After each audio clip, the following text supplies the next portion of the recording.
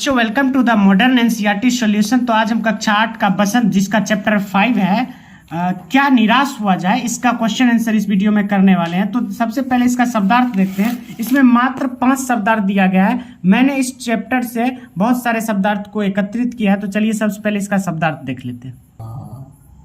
चलिए, लुप्त मतलब गायब, अवांछित मतलब जिसकी इच्छा ना की गई हो, घटना मतलब हादसा, वाचना मतलब धोखा, निर्जन मतलब सुनसान, संदेह मतलब शक, ठिकाना मतलब जगह, ठगा मतलब छला गया, गंतव्य मतलब वह स्थान जहां किसी को पहुंचना ना हो, विश्वासघात मतलब धोखा, कष्टकर मतलब कष्ट देने वाला, अवाकरण बिना कारण, ढाढ़स तस, कातर मुद्रा डरी हुई दशा, हवाइयां उड़ना डर जाना, विधियां मतलब तरीका। चलिए आप क्वेश्चन आंसर की ओर बढ़ते हैं।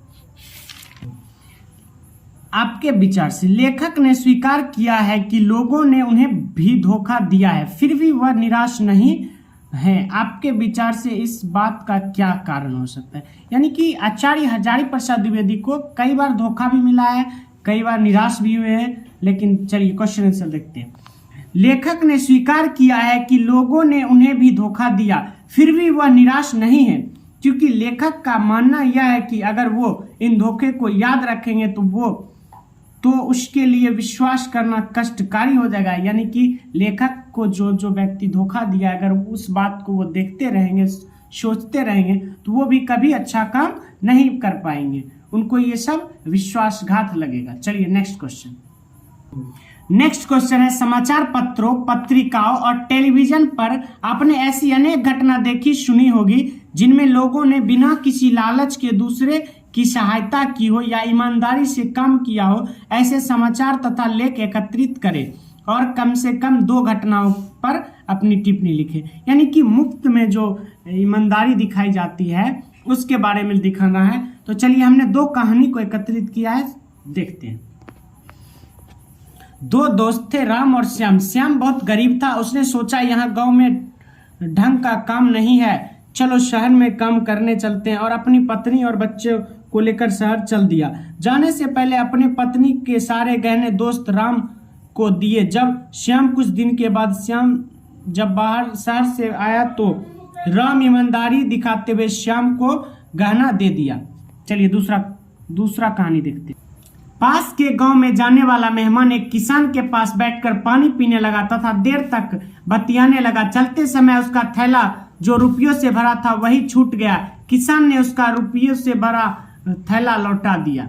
चलिए 2 कहानी हमने पढ़ लिया जहां मुफ्त में ईमानदारी दिखाई गई है। चलिए नेक्स्ट क्वेश्चन की ओर हम चलते हैं। लेखक ने अपने जीवन की 2 घटनाओं में रेलवे के टिकट बाबू और बस कंडक्टर की अच्छाई और ईमानदारी की बात बताई है। आप भी अपने या अपने किसी परिचित के साथ हुए किसी घटना के बारे में बताइए जिनमें किसी ने बिना किसी स्वार्थ के भलाई, ईमानदारी और अच्छाई की हो। यानी कि कहते हैं लेखक हजारी प्रसाद द्विवेदी जब टिकट काउंटर पे गए थे तो उन्होंने गलती से 10 रुपया के जगह 100 रुपया दे दिया था, तो काउंटर ने 90 रुपये जाके उसे वापस कर दिया।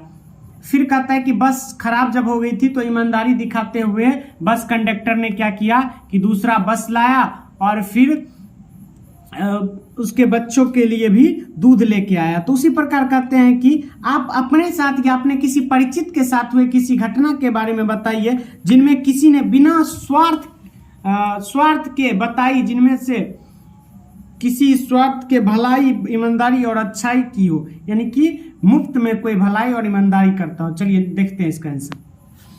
पहला, मेरा भाई कोरोना काल में घर आ रहा था, तब लोग एक दूसरे में स्पर्श नहीं करना पसंद करते थे, लेकिन एक मुस्लिम लड़के ने अपने सीट पर बैठाया और बिना स्वार्थ की मदद की। चलिए नेक्स्ट देखते हैं। जब मैं अपने माँ के साथ मोटरसाइकिल से नानी घर जा रहा था तो रास्ते में ही दुर्घटना हो गया और वहाँ के ग्रामीण लोगों ने बिना किसी स्वार्थ की सेवा की और अस्पताल पहुँचाया। तो आपका ये अध्याय यहीं पे समाप्त होता है और ऐसे ही एनसीईआरटी सॉल्यूशन के लिए आप इस चैनल से जुड़ सकते हैं। यहाँ पे आपको एनसीईआरटी सॉल्यूशन मिलता रहेगा। तब तक के लिए धन्यवाद।